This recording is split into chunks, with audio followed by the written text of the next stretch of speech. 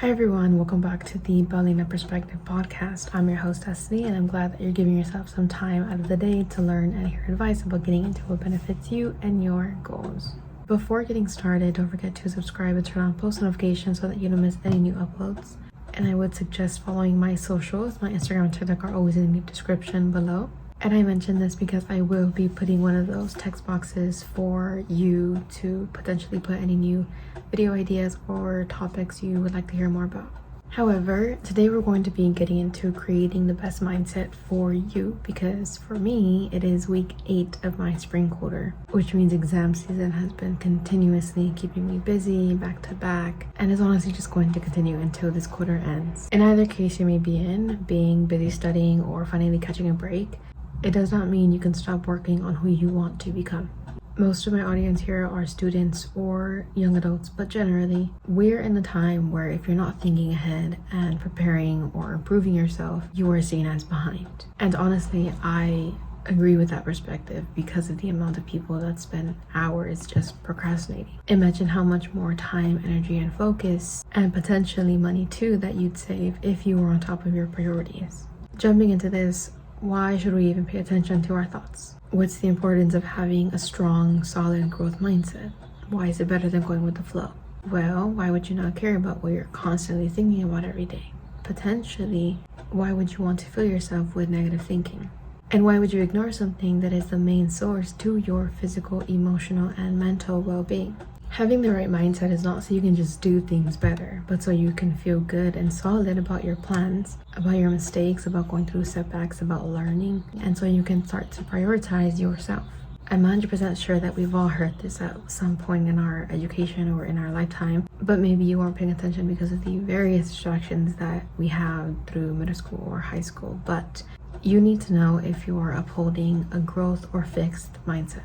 A growth mindset is believing that your abilities can change, can develop over time with effort, learning, and perseverance. A fixed mindset is believing that your abilities are stagnant or at only one place and cannot change.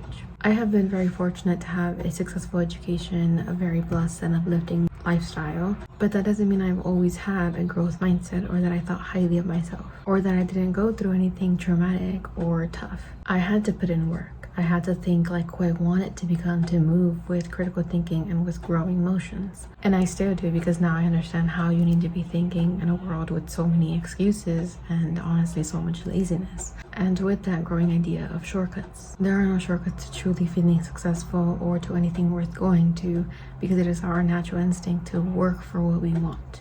Now, the biggest piece of advice that I can give you related to this topic is to remember who you are and where you come from. And I mention that because a lot of people forget their own values and make this other character in order to fit in or to kind of manipulate themselves into someone they want to be like. Note that I understand it's kind of been the way to put things into existence, but it's not to just drop who you are today and act brand new tomorrow. It's to move forward with thinking about the better version of yourself. Potentially asking, would the better version of myself think this is a good idea? Would I accept this behavior? Would I react this way? Would I let this certain person or hobby into my life? There really is a power in self-talk. And whether you want it to go well or not has to do with the way you think, the way you talk, the way you react, not only to yourself, but to the world. When I say to the world, I'm referring to how annoyed you might get with the wind or with the rain or when a minor inconvenience happens. And nothing is against you. Nothing is wanting negative experiences for you. And I say that because a lot of people today tend to mention that, oh, this isn't working out, so maybe it's not my destiny, or the universe must be against me. What you feed yourself either grows the virus or kills it. And it's the same with words. What you tell yourself either feeds into your motives and confidence or leaves you feeling helpless and defeated. What you say enough times can make something come out of it, because it has the power of changing your thinking patterns, and it can change the perspective you have over yourself. So why not use that everyday thing you do for you instead of letting it run against you? Why think about what you're afraid to happen instead of spending more time and focus on what you want to happen? You hold the meaning behind words that are said by you, that are said by others, so start by changing that. Change the way you see things that are happening around you. Change the way you react. Change the value you see or have set in things. Because as an example, if someone insults you, but you have the ability of taking away the value of those words, it's nothing but just a negative experience and a negative reflection of the person who's speaking. taking a little more serious look into our mental state, our brain specifically, we are constantly changing our forms of communication, changing our perspectives. Our brain rewires itself to the experiences that we go through in our prime years. And people will usually only bring up your 20s in that frame, but past that, your brain can change with daily habits and practices. I think it's really important to also move forward with realizing that your age is really nothing but just a notation of how far you've come and how far you could still go. And recently, I've been stuck on the idea of age because I will turn 20 years old later this year, but it gets me sentimental because I still feel like I'm 17 or 18. I'm finishing on my second year of college, soon to go into my third, and it just kind of builds up sometimes. But aging doesn't mean the bigger the number, the smaller chances you have. The bigger the number, the more you should be pushing yourself to experience, to continue learning, to continue feeling your emotions. And I haven't done this in a while, but a little quote I saw recently was, difficulty, struggle, and frustration are not signs that you've reached your limit. They're signs that you're actively expanding your limits. So go for what's hard, because most of the time what we want is going to be hard to get to. Otherwise we would all have an easy life right now, but it's just not realistic without some type of growth. Wrapping up here, I wanted to touch base on a little mental and physical health update, only because it was the spark that led me into creating this podcast, and I haven't talked about it since my first episode, which I highly recommend you check out if you haven't already. So it's actually been about 2, almost 3 years with my tumor. It shrinks, it grows, it just has its moments, and thankfully I'm not experiencing any of these symptoms that I originally had, as much as I was at the beginning of this, but it's definitely been a big change for me. I've been better mentally. I have not had any depressive episodes.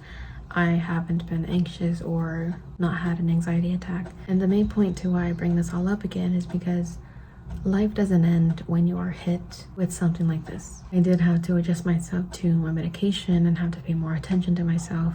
Pause. I know that this is a drastic change from the last clip that you saw. I don't understand what happened to that. I'm currently editing that video. But as I was saying, I did have to adjust myself to my medication. I have to pay more attention to myself. And I still do get scared when I have my headache sometimes, or when I notice certain symptoms. But you can't let any minor or major negative setback or experience consume you and your dreams. I've literally had to work through this idea in therapy about how I just had to deal with it from now on. But that was the exact problem. I wasn't dealing with it, I was just letting it consume me. And not in a physical sense, but in a mental sense where I let myself go because I sat there and kept thinking that this was just a matter of time. Especially if you're going through something right now, but generally at any point to better yourself, you cannot sit down and wait for the next time you feel bad to then begin taking care of yourself. And taking care of yourself doesn't just mean mentally or physically, but taking charge in every aspect of your life moving forward. Creating a new mindset for yourself is hard. You have to move away from comfortable positions and hobbies. You have to move away from people who are holding you back, which I argue you already know who that is. And it just begins to unravel the variety of things that are actually toxic to that person you want to be. Thank you for staying through the entire episode. I hope you enjoy the rest of your night. Take care of yourself. Seriously, drink water. Summer is around the corner now. Don't forget to comment any topics you want to hear more about or video suggestions for my other channel. Share with anyone who you think needs to hear this. Subscribe to both of my channels. And again, I'm sorry about the switch up in between this episode, but I'll talk to you guys again very soon.